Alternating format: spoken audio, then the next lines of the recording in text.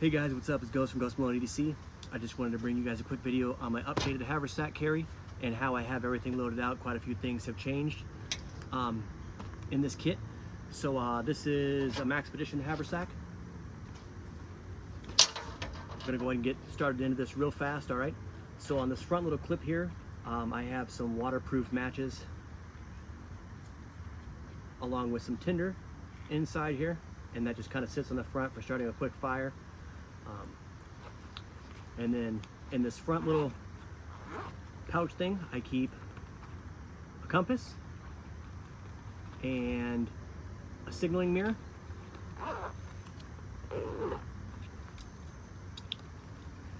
I also keep my Leatherman rebar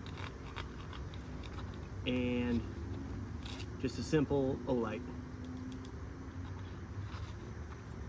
So that's all that's in that front little pocket there.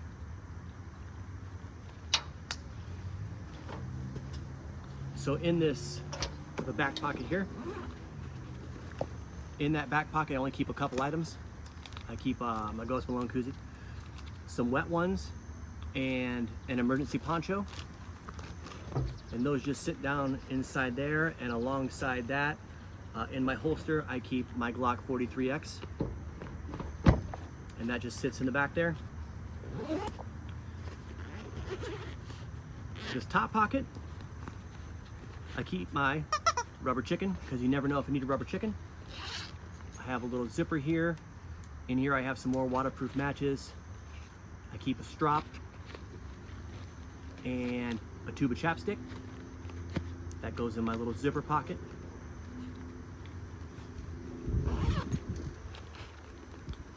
I keep some potable water tablets, a small bag of chem lights, a lighter, Bic lighter, and a small diamond sharpening stone.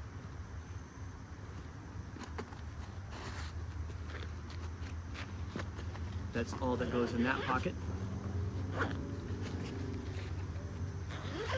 This front pocket flap, I keep my field notes, a Fisher Space Pen,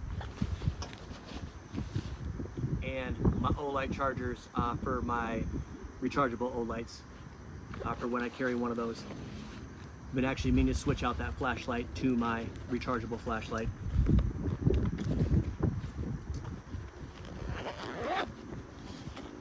So when we open up this big flap, this is the contents that have kind of changed a little bit. Not too much, but a little bit. I keep my shemagh, always have a shemagh with me. A hand reel for fishing. I just bought the 20-pound test line to spool this up, so that'll be getting spooled up after this video. I keep a life straw. Keep a foldable saw. Now these two things will come out if I'm only going on a small hike. I usually don't carry these two things. These are kind of, if I'm going on a longer hike, these go back in the bag.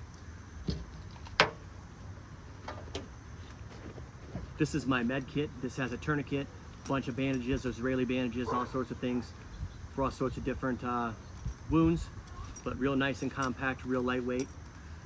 I was carrying a much bigger one, but now it's quite a bit smaller. Solar charger. So this thing takes about 5 hours to charge in complete sun. So it does take quite a while, but in an emergency situation, this is really good. And this can also charge my O-lights, my cell phone, everything. It also has a light on the back there. One of the things that has changed is this mini survive tent. Got this off of Amazon. Folds up about the size of a can. It's real lightweight.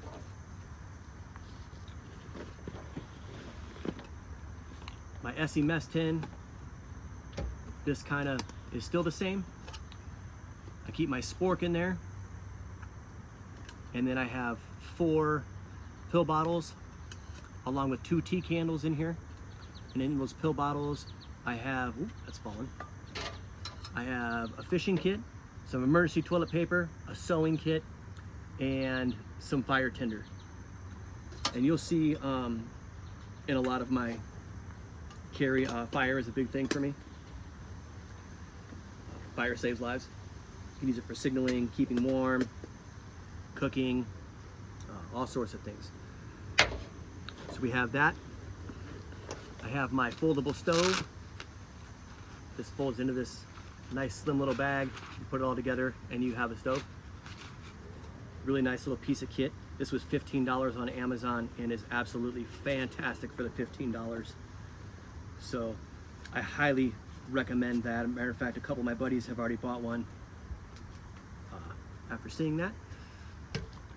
One of the pieces that I added recently is this little piece of tarp. This is from an old tent of mine, and it's just for if you got to lay your bag down somewhere wet, if you have to kneel somewhere wet, you know, you have something dry to kneel on. Let's see here. In this zipper pocket here, I only keep a few items in this as well. This is my little fire kit section, but bandana. Always have a bandana. I have some char cloth that I made in this little tin here. I have a fire kit that was given to me by Black Sparrow EDC. This has all sorts of different types of ways to start fire in wet, dry weather, all sorts of conditions. I don't want to break this out because it's all packed in there nice and neat. One of my favorite items though, let's see here, I keep a little wad of cotton balls,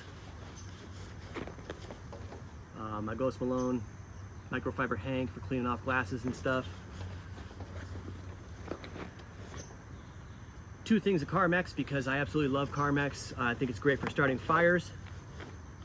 And this little, this is actually a straw that I found in a coffee mug that's kind of girly, but the awesome thing about this is it telescopes, and I can use this as a fire bellow, and it actually works out really good with that small stove. A little collapsible straw, titanium, it doesn't weigh a damn thing. And I threw that in here. Absolutely love that piece too. And then my last piece of kit I think I have in here, yep, would be this cut down piece of matting that you can use for kneeling on, you know, if you're on rocky terrain or whatnot. And that's all I keep in there. I try to make everything as minimal as possible, as lightweight as possible, but also as usable as possible. I try not to double up on any items other than fire sources because, you know, if you only have stuff to start a fire in dry weather, you're not going to be able to start it wet weather. So I like to just be safe across the board there. And then one other thing that changed, oh, my wallet sits in here, is my bushcrafting knife. So I picked up the LT Wright Bushcrafter, and I am absolutely in love with this knife. Highly recommend LT Wright knives. And then I shoved my 1/2-inch barrel rod down in there. So that's everything that goes in my kit. Like I said, if I'm not going on a long hike, these two things don't go with, and everything stays pretty lightweight, pretty compact, and usable. So hope you guys enjoy the video, and I will catch you on the next one.